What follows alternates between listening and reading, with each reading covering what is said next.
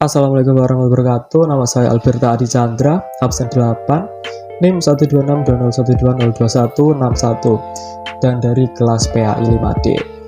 Saya di sini akan mereview film yang berjudul Tanda Tanya, karya dari Hanung Bramantyo. Seperti yang kita ketahui bahwa Indonesia adalah negara yang beraneka ragam, mulai dari agama, ras, suku, budaya, dan bahasa. Dan di film ini menggambarkan semua apa yang terjadi di Indonesia, yang pada dasarnya masyarakatnya memiliki perbedaan yang tinggi, baik dari segi kepercayaan maupun budaya. Contohnya seperti yang umum terjadi di Indonesia, yaitu kekerasan terhadap etnis Tionghoa maupun terhadap kaum minoritas lain.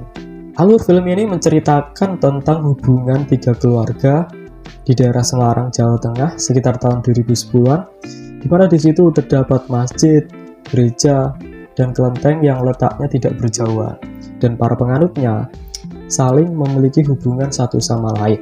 Di situ ada keluarga Tionghoa dengan beragama Konghucu, kemudian ada satu keluarga beragama Muslim, dan juga ada satu keluarga di mana ibunya beragama Katolik dan anaknya beragama Muslim.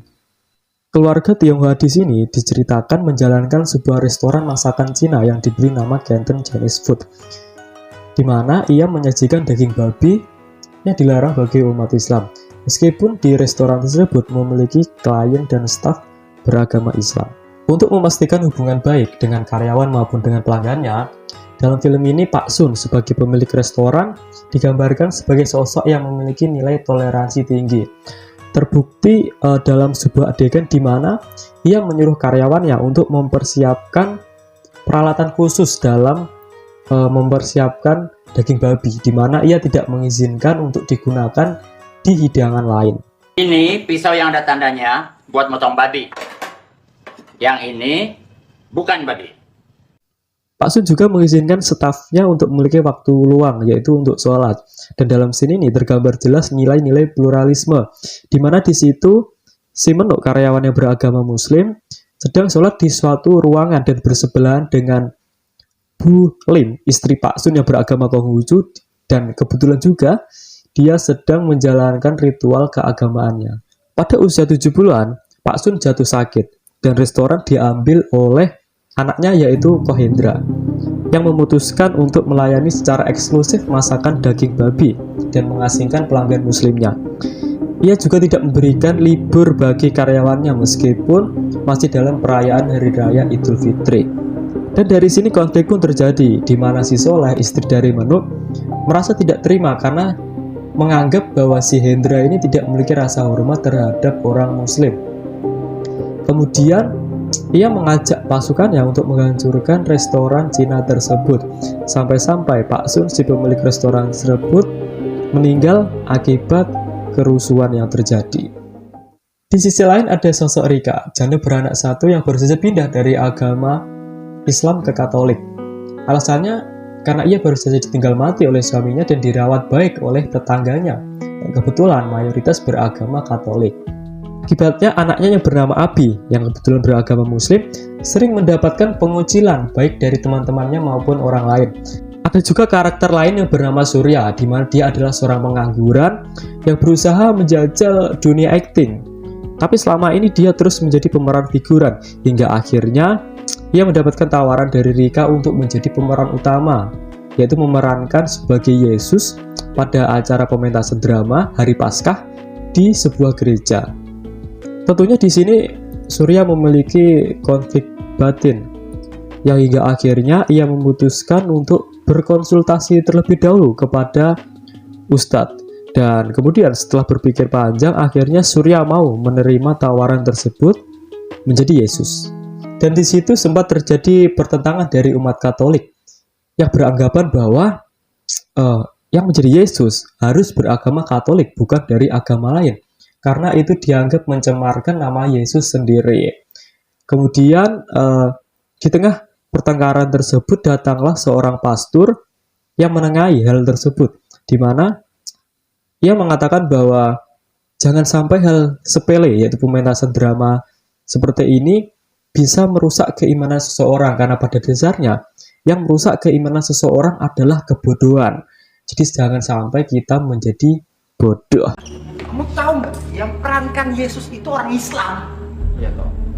Itu bisa mencemarkan kebesaran Tuhan kita toh. Pokoknya saya minta ini dibatalkan. Dibatalkan. Pertunjukan kurang 2 jam lagi. Nggak bisa toh, harus dibatalkan. Hei.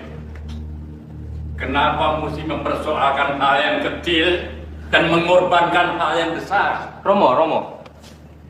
Menurut Romo, tokoh Yesus diperankan oleh seorang Islam itu hal yang kecil. Saya tidak setuju, Romo. Iya Romo, ini mencemarkan agama kita Romo. Pernahkah kalian mendengar kehancuran iman karena sebuah adegan drama?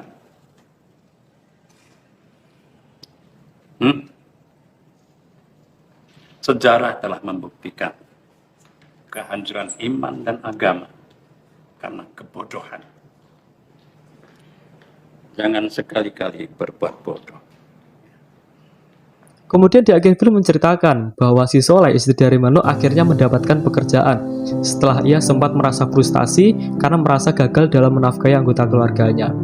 Ia bergabung dalam kelompok amal Islam yaitu Nahdlatul Ulama dan menjadi anggota Banser, di mana itu merupakan cita-citanya sejak dulu, di mana ia ingin berjuang atau jihad di jalan Allah. Ia kemudian ditugaskan untuk menjadi seorang pengaman di sebuah gereja, di mana di situ sedang berlangsung acara pementasan drama dalam memperingati acara Paskah. Meskipun pada awalnya ia enggan untuk menjadi pengaman di sebuah gereja. Di situ ia akhirnya rela mengorbankan hidupnya, di mana ia tidak sengaja menemukan bom rakitan di dalam gereja.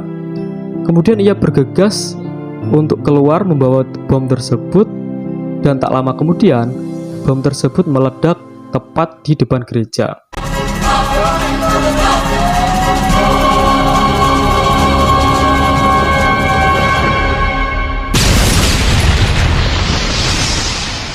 Menu yang kebetulan juga di situ ikut menyiapkan konsumsi untuk para jamaah langsung berlari mendekati suara ledakan tersebut.